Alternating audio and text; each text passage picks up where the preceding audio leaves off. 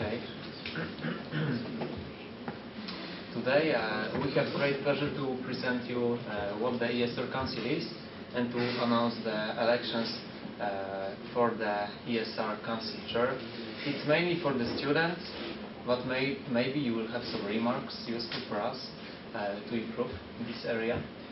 We were discussing with in English, as we are in the same place. So we were discussing between three students, and I will present this presentation with my friend Farid. Okay, let's go. The presentation plan is as follows. I will start with short introduction, then I will move to the ESRC chair tasks. Farid will present you some examples, and then the advantages from the point of view of future chair, and I will end by election announcement. As you can see, it's the part of the management organization chart of ATHOR project, and for us the most important now is this section, ESR Council. We can see that at the top of this council is the chair, which is elected by all PhD students, and he is also involved in the supervisory board as well as in the training and knowledge transfer committee. Therefore, he will have direct impact on all work packages which are running in the project by representing the point of view of early stage researchers.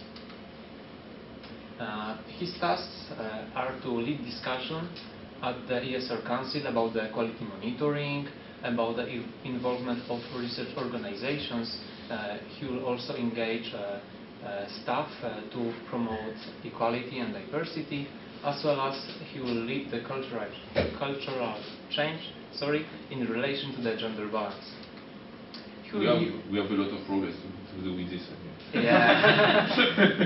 He will be also representative of ESR Council on the supervisory board, which right now has meetings almost every 2 weeks, and at the training and knowledge transfer committee, where he will take part in complaining of social media. It's mainly, I guess, the students' part to do, and he will also work on quality of training and invitation of guest speakers. As you can see, there are a lot of things to do, but there are also some advantages, I think, very important, and together with example, Farid will present it. Okay, thank you. I think before that we should mention something important in the ATHOR project as a part of European Union and then European Commission project. That it is important for us to have gender equality, or trying to have it in all aspects of this project. Specifically, as we are talking about the advisor, the board of that they are going to lead the ESRs and be the representative.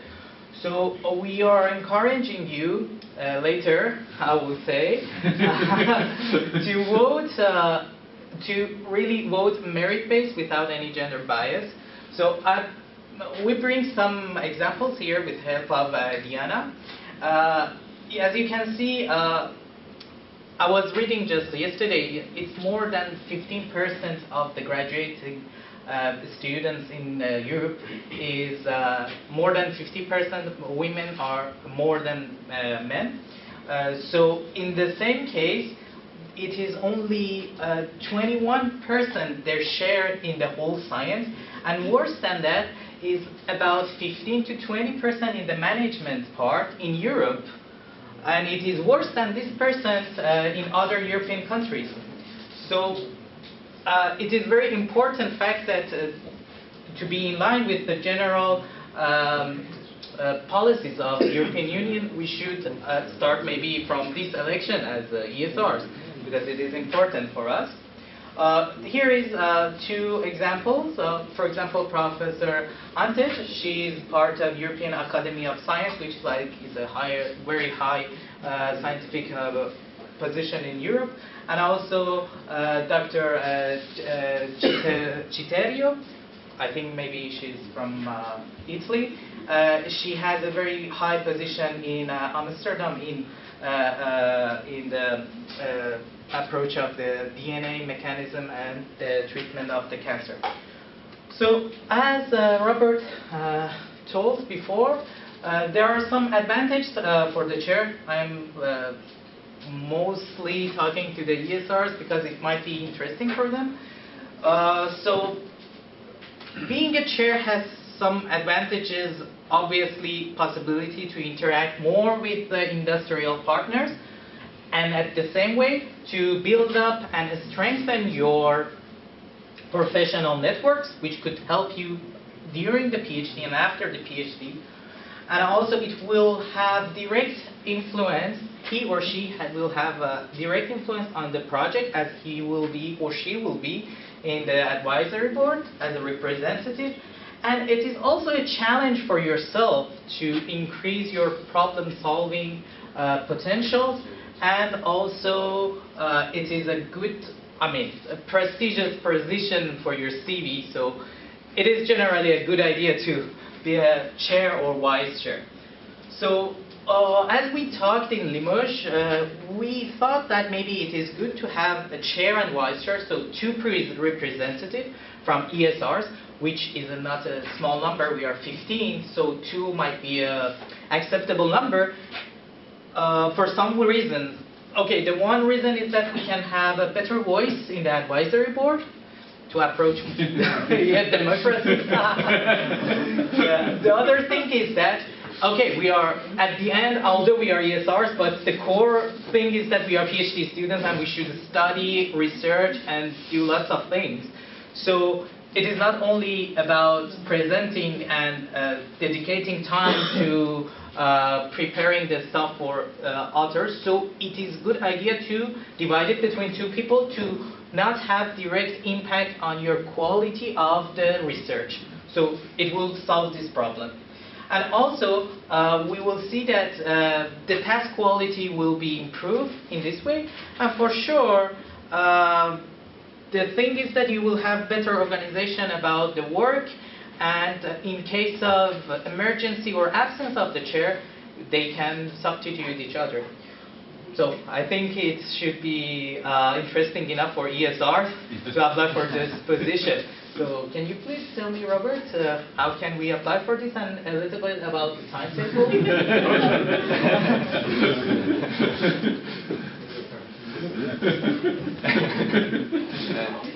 We are here, we have kick-off meeting today, and we can see that right now some ESRs are involved in the project. However, all ESRs will be involved in June 2018, but we can't wait up to this time. We need ESR Council to work as soon as possible.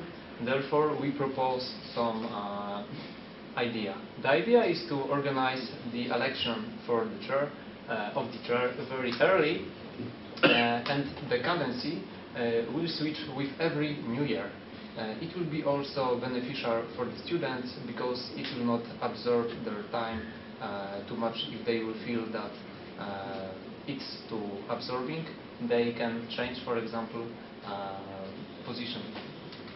And this idea concerns also the new ESRs, and we can organize discussions with them in order to ask if they would like to apply for this position or not.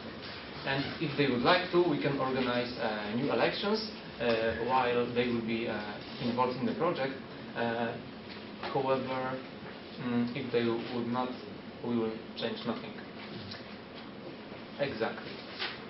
And we will have the ESR Council elected very soon.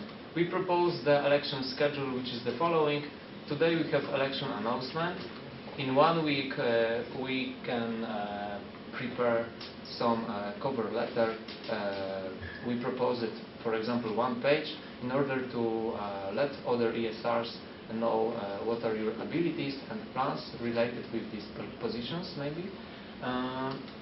Then we give 1 week to read all those documents for other ESRs to make decision, and the voting will be organized by email to project manager Daria Barsuk. Okay. Next day it will be announcement of the results, and exactly 3 weeks after 3 weeks after election announcement, we will have the chair of ESR Council, what means that we will have the ESR Council working.